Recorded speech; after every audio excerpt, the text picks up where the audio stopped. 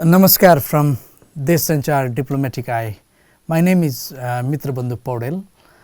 I have come up with the new episode, 7th episode of Diplomatic Eye today, which is the height of the expanded BRICS wall. To start with, let me give you the brief introduction of the origination of the BRICS. Jim O'Neill, a Goldman Sachs economist, first used the term BRICS in 2001 to refer to a group of rapidly developing nations that will collectively control the world economy by 2050. A cooperation of 5 important developing nations and rising markets known as BRICS was established on the basis of similar interest and long-standing ties to friendship and solidarity. Together, Brazil, Russia, India, China and South Africa account for more than 42% of the world population, 30% of its area, 24% of its gross domestic product and 18% of worldwide trade.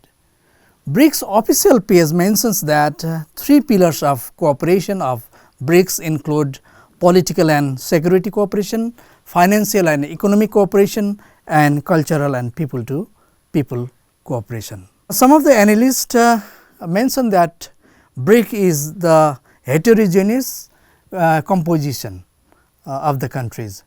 Is it so?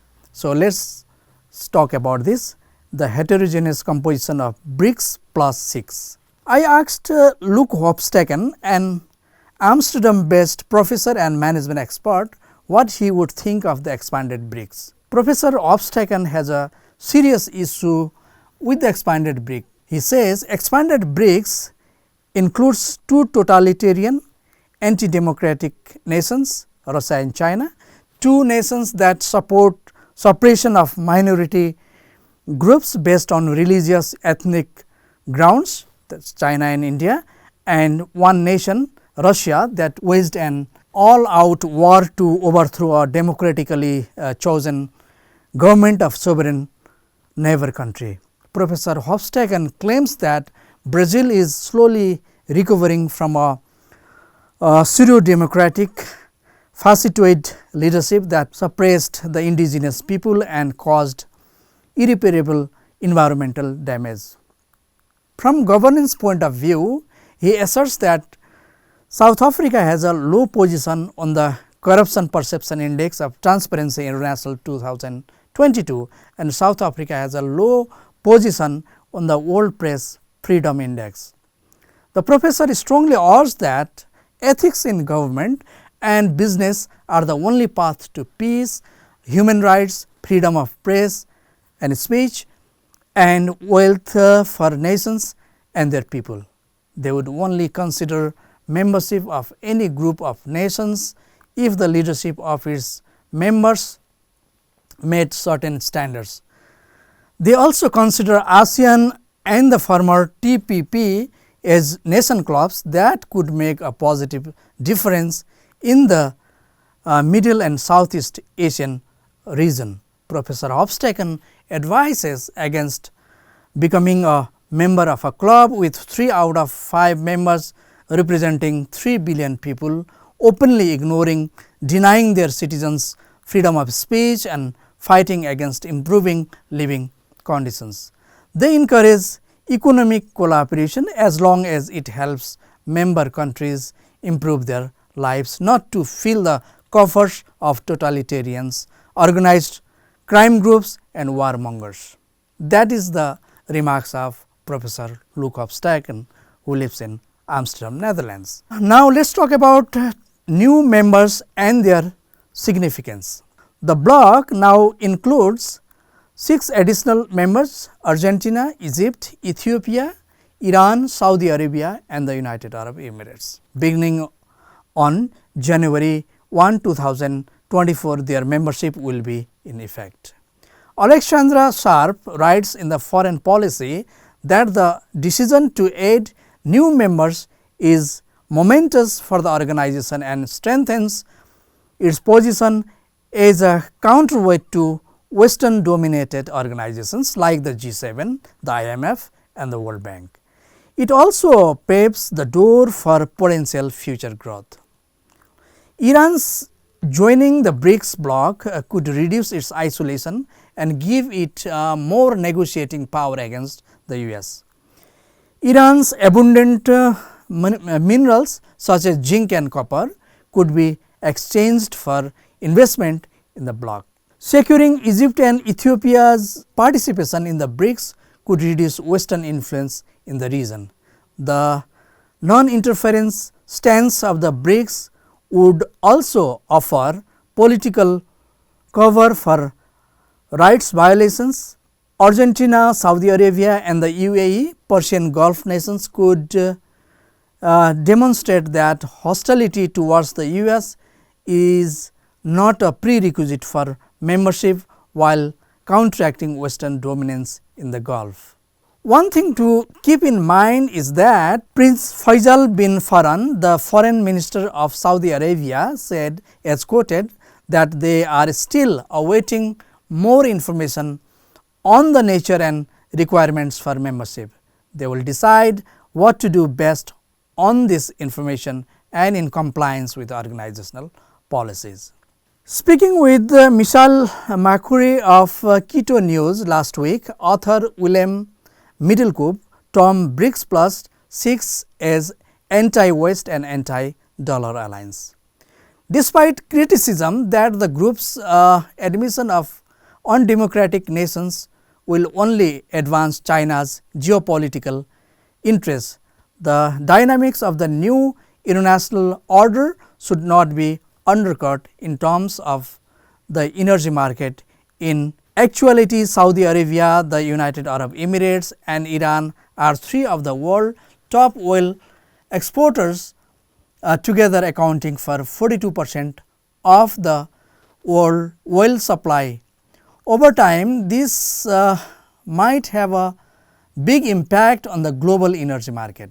Saudi Arabia, the world's largest crude oil producer, is considering joining the OPEC Plus economic bloc alongside China, the world's largest oil consumer. This could create a new alliance between the two nations. Argentina will increase the bloc's supply of lithium. The third largest lithium reserves are located in South America. According to an estimate made by JP Morgan in August 2022, Argentina would surpass Chile to become the world's second largest producer of lithium by 2027, increasing its share of the global lithium supply from 6% in 2021 to 16% by 2030.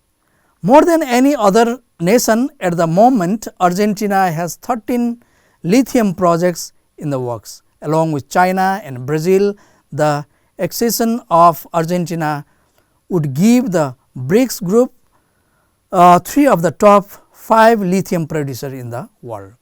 Given that it brings together some of the fastest rising energy consumers, big oil producers and huge holder of mineral resources, the expansion of BRICS might have significant effects on energy trade and investment. Former Pro Vice Chancellor and Dean of Adamas University, Professor Ujjwal Kumar Choudhary, believes that with more members, the BRICS symbolic influence will undoubtedly increase. The group has been successful in capitalizing on the widespread opinion among members of the Global South that post-World War II international organizations are too Western.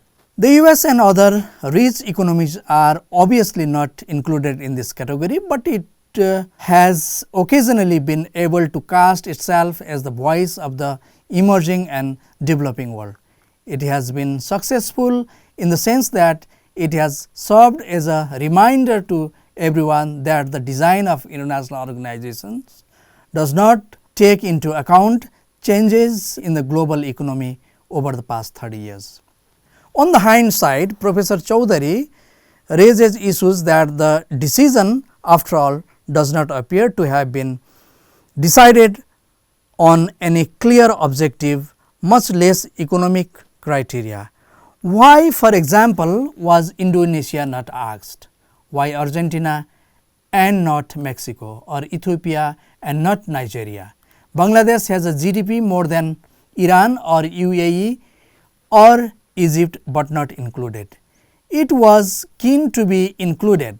Also, the new structure is heavily tilted to the Middle East, with UAE, Saudi Arabia and Iran included. It seems political considerations of balancing Saudi with Iran, Egypt and Ethiopia with South Africa are there. Nigeria and Kenya are bigger economies than Ethiopia. In fact, Nigeria has surpassed even South Africa. Now, let us talk about de-dollarization. It appears that de-dollarization is a key objective for BRICS at the moment, and China is trying to make it its sphere of influence as well. When it comes to de-dollarization, the majority of nations have chosen to favor trading in their domestic currency. Riel, ruble, rupee, renminbi and rand are the first letters of the 5 currencies used by the BRICS countries according to the founding member countries. Next, they promised giving the new currency the moniker R5.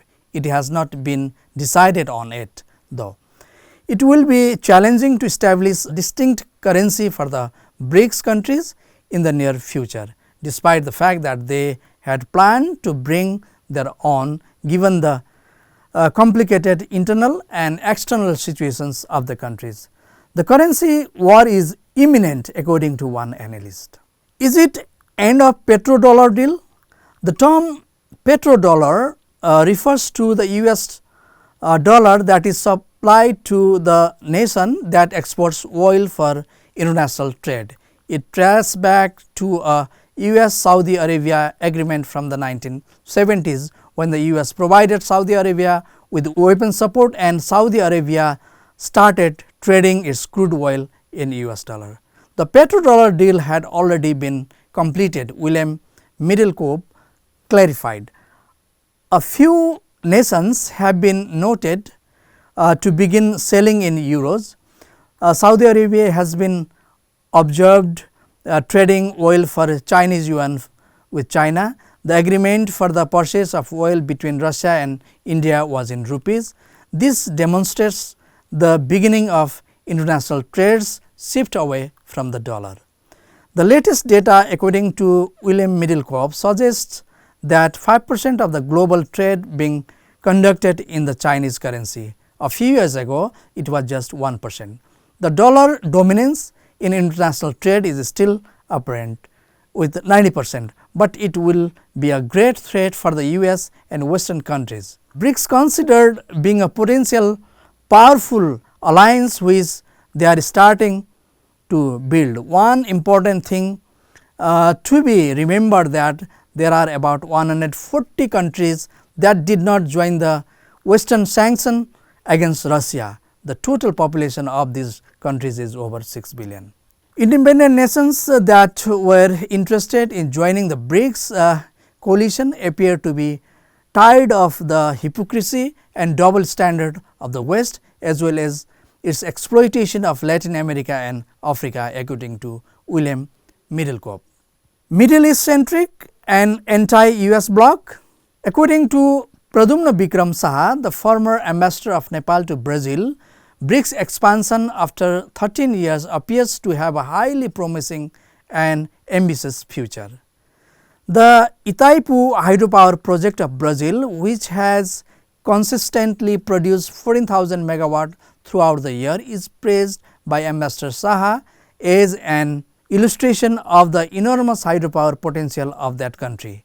Brazil actually has a hydropower potential of more than 100,000 megawatt. Additionally, it has just come to light that the Brazilian region of Tupi has enormous oil potential. It is unreasonable to claim that the bloc is primarily focused on the Middle East, given the enormous oil potential of Brazil and Russia, according to Ambassador Saha. Some analysts claim that expanded BRICS or BRICS plus 6 is an anti-American club.